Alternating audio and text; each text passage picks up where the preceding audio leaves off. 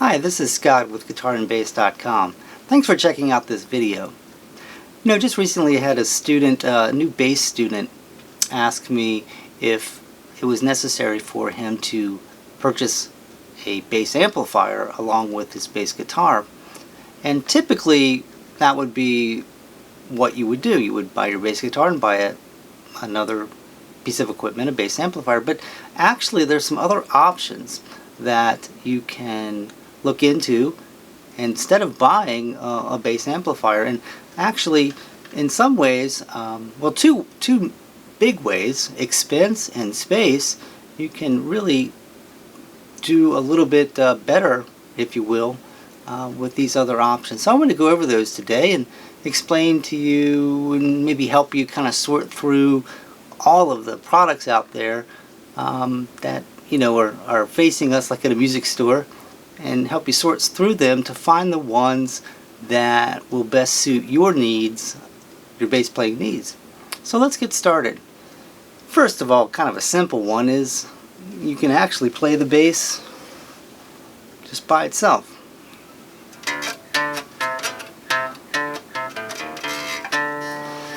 It seems kind of silly and obvious, but in a sense it's a good way to practice your bass riffs and your bass runs unamplified.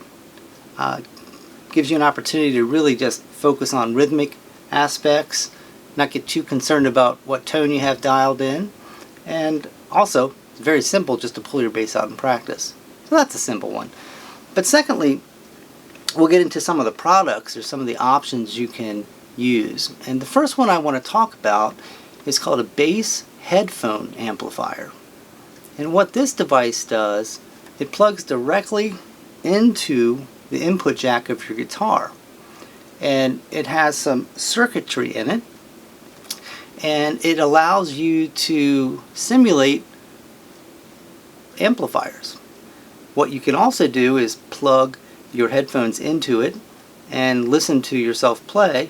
And many of them have also an auxiliary input so that you can pump music into it through your iPod or iPad, tablet, and jam along with the music while you're getting a really nice bass tone. And they're relatively inexpensive. They start at about maybe the $50 range, and there are a lot of different brands out there. And many of them will model specific amplifiers.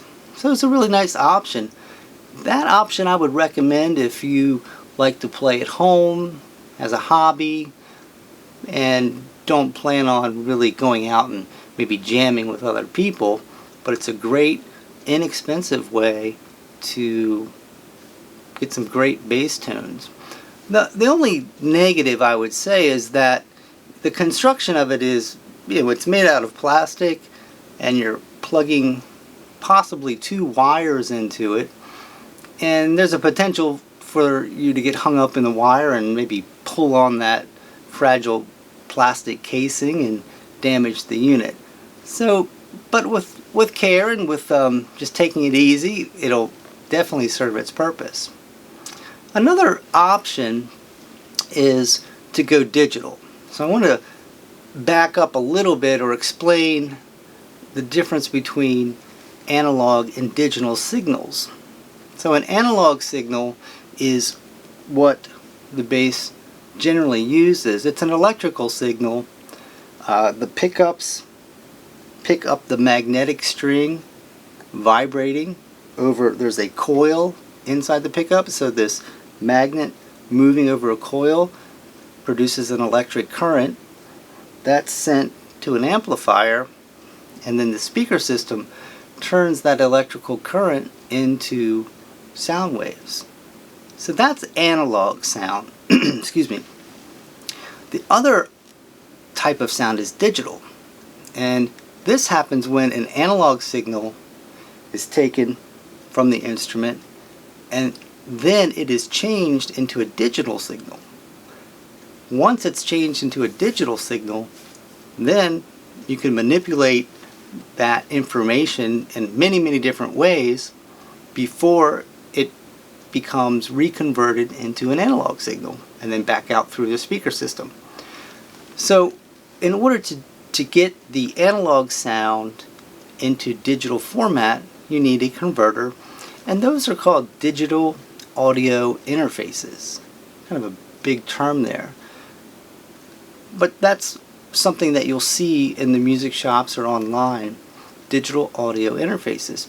So essentially, you would run your cable from the guitar into this interface, and within that interface, that's where the analog signal is transformed, converted into a digital signal.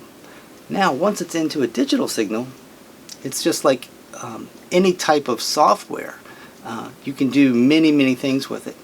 So with this second option, you need two pieces. You need a digital audio converter, and they're plentiful.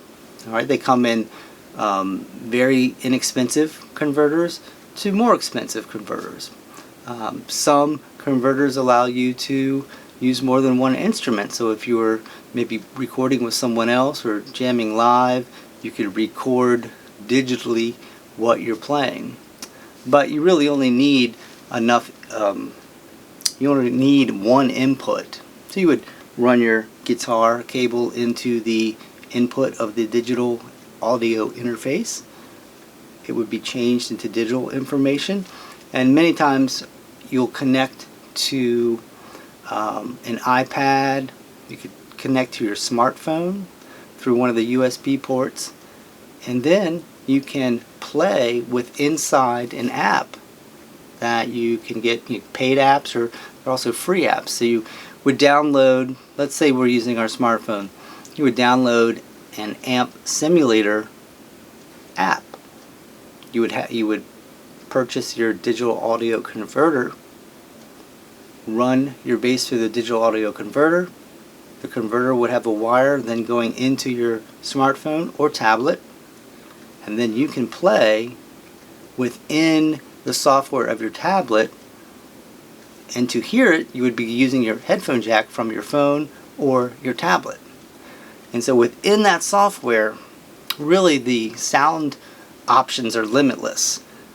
You can simulate different amplifiers, different speaker cabinets, and all the effects that you can imagine, and create all kinds of different sounds. So it's really, in terms of tone, it is an incredible playland of tone. And this is really good also for if you play at home, if you enjoy playing on your own, and kind of for a hobby maybe. If you want to play along with music, it's a great way to do that, because you can import tracks into your play along, your software, with your tone, put that all together in your iPad or smartphone, and be jamming. It does have some drawbacks in terms of what's called latency. So latency is when you play a note, but there's a little bit of a delay before you hear it. And the more latency, and it's not so much like a lot of delay, it's that you kind of play the note and you don't quite hear it right away. And what happens is that you feel like you're playing kind of a little bit in an unresponsive, the strings are not quite as responsive as you would like. And so that's called latency. And that can creep in with less expensive audio, digital audio converters. That could be a potential problem. And then also just the fact that you're going from one digital device into software on your phone. You've got all of these points along the way, the digital highway, if you will, that interference or latency can be introduced. So that can be kind of an issue. And if you've played a lot with analog types of sounds, like if you're used to the analog sound, the latency might be something that would be noticeable to you. But again, those things can be overcome with more expensive converters, or higher quality converters. But it's still a really good option. It's fairly inexpensive. Probably for about $100 you can get a decent digital audio converter, And then the software, there's many demo apps, and then inexpensive to very expensive apps. So it's very scalable to your budget, and also it offers a ton of sound possibilities. But I still would put that in the category of more of a home studio application. In a live situation, it's not quite as reliable. Maybe if you've got other apps running on your tablet or phone, and one decides to, use up some of the resources on your phone while you're in the middle of a gig, and you get some pops and clicks. So, but it definitely is good for home and for hobby kind of use. All right, let's get to the third one. Now, the third one is a multi-effects unit, and this is a self-contained system. So it will have the software, it will have the digital audio converter, all in its own enclosed box, if you will. It's all designed to work together. So essentially, you plug into the input, it converts the analog to digital. It can have multiple effects, amp simulators, speaker cabinet simulators. It works well together because it's been designed to work together. And then it is sent out from the output, and then will go into some kind of speaker system, either external speaker or you can use headphones.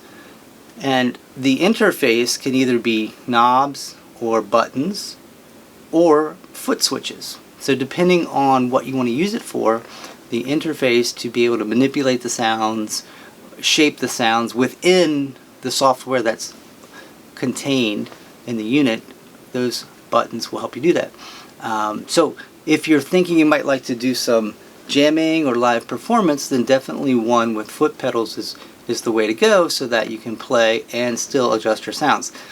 If you don't think that's going to be in, that's not going to be something you do, you can get one that is kind of like a desktop unit, where the knobs and the input switches would be all done by hand, and you can just adjust them between songs. And they can be a little less expensive, those desktop units. But they're really great units for if you are thinking about recording or playing live. Very very good for that. All right, and then I'm going to wrap it up with the last option is a bass preamp. Now this option is what many professional bassists use. Essentially, it's a small little amp called a preamp that allows you to boost the tone that's coming out of the bass and also shape it with EQ. Now it stays analog, so this is all analog. It has a very traditional sound and very kind of foolproof design, if you will, very performance ready and rugged. So you plug into the preamp, and then you can either take one out and go to an amp on stage, and then there's another output that you can send to the sound man through the PA system. So sound men really like this kind of a situation where they can get just a straight signal from your bass, and then they can EQ it and boost it based on what they're hearing out in front of the house, and then you can get the sound that you want on stage and hear what you need to hear. And again, this is talking about, instead of spending $1,000 or upwards on an amp setup, you can buy a bass preamp for a lot less than that, and you can use it at home for practicing. You can just plug a headphone into the output jack. You can use it for recording. It can be run into a digital audio converter in a recording studio if you're going to do some recording, and you can use it for rehearsing. The one thing you would need to have is a PA system or some other type of speaker system if you wanted to hear it during your band rehearsal. Even like keyboard amps would work fine for that, or just plugging in the PA system. And you would also have to have some type of monitoring system if you weren't going to have an amp on stage. You would need some in-ear monitors, or you would need the PA monitors to hear what you're playing. But that's a great option. So 4 real options that you can go with, and when you look out for all the products available, you can keep in mind there's really 4 separate categories, and you can evaluate them to see which one will best serve your needs. Well, thanks for checking out this video, and I look forward to seeing you next time on GuitarAndBass.com.